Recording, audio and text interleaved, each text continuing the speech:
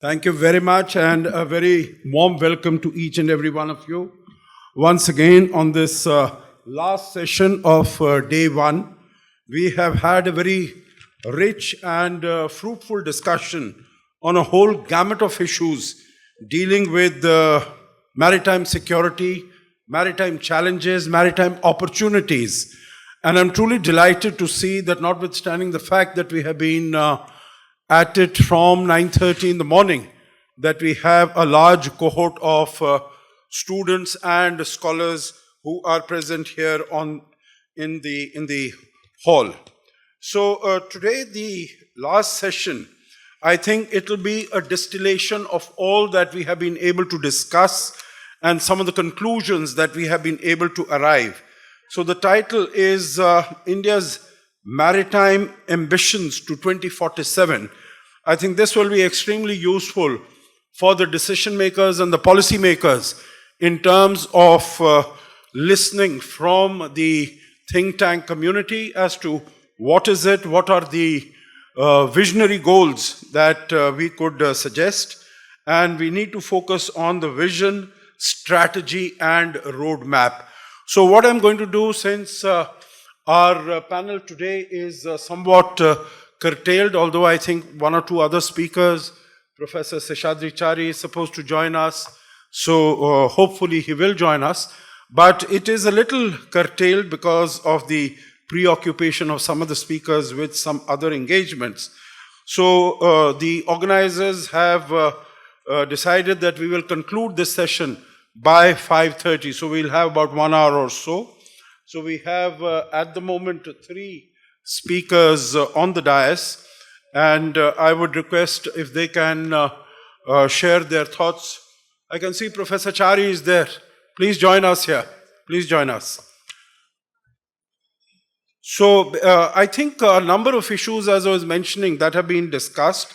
So when we are looking at the future vision policy, possibly I could just flag a couple of issues and then request that our speakers, whatever they are interested in, they could pick up from there and they could share their views and thoughts on that.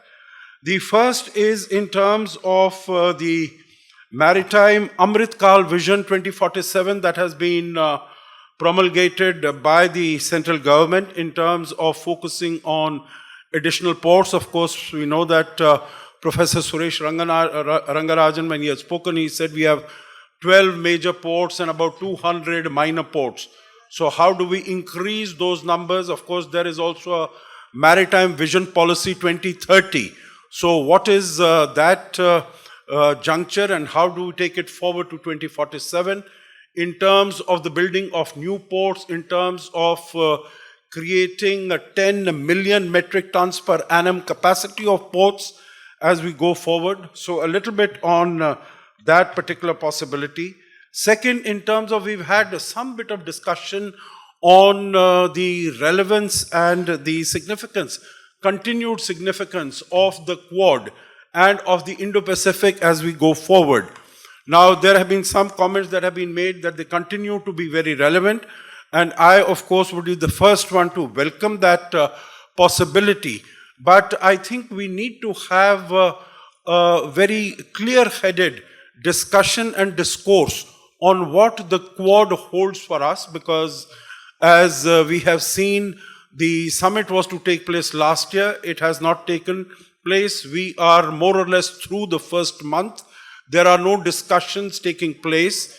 There might be some junior level interactions amongst the Quad officials, but that in terms of providing guidance and providing some sort of energy, that would be rather limited. So the future of Quad, the future of Indo-Pacific, and if it does not happen in delivering, because the whole idea of getting up with the Quad was to push back against the assertive and the aggressive posture of China in the South China Sea and also in the Indian Ocean. So how do we, what should be India's policy in terms of strengthening our partnership with Japan, Australia, possibly getting some more partners also.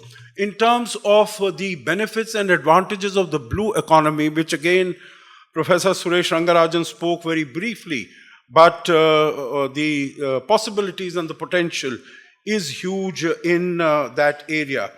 Then, of course, there are a large number of countries in Southeast Asia. Professor Arvind Kumar had spoken very eloquently on that particular subject.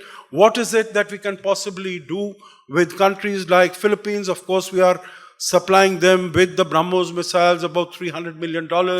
Vietnam is also there, which is interested in that. They have also expressed interest. Indonesia is also another country. So how is it? Japan, of course, in terms of maritime domain awareness, which was spoken in the last session, very important, very significant. And last but definitely not the least, in terms of the HADR, the humanitarian assistance and disaster relief, those are areas which definitely need a great deal of focus.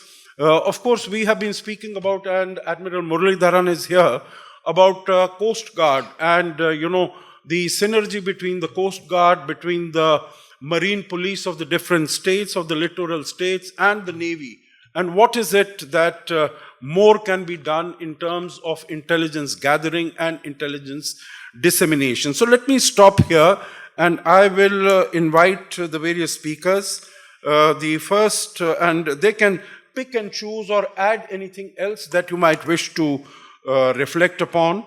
And all of this will be extremely useful when we are handling the takeaways tomorrow when we are discussing that. So first we have Ambassador T.P. Sitaram. I'm delighted to invite him because we have not heard him since the morning, and he's been listening to all of us very patiently. So I'm delighted all of us are truly looking forward to listening to Ambassador T.P. Sitaram. He enjoys great respect in the Indian diplomatic service, in the Indian Foreign Office, and I'm truly delighted that he has agreed to be here with us and to share his thoughts on this very important subject.